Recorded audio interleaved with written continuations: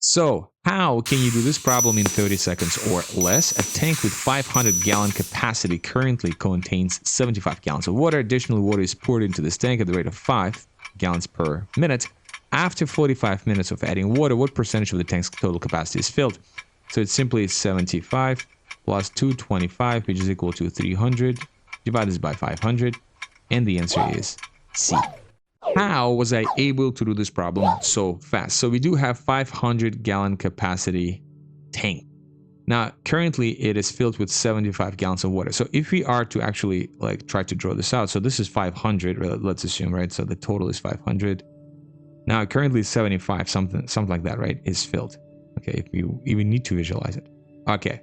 Now, additionally, water is poured into this tank at the rate of 5 gallons per minute after 45 minutes of adding water. So essentially, 5 gallons every minute times 45 minutes. Now you can either use long multiplication. I just happen to know what this is, so that's why I was able to do it fast. Now, if you have issues, just do 5 times 40, right? 5 times 5. Add them up. So that's 200. That's 25. So 225. Boom. So additional 225 has been added to the tank, right? So this is 225. Now the question is, what is the million-dollar question? What's the percentage, right? So we know the total, 75 plus 225, right? So it's just 75 plus 225. 75 plus 225. That's equal to 300.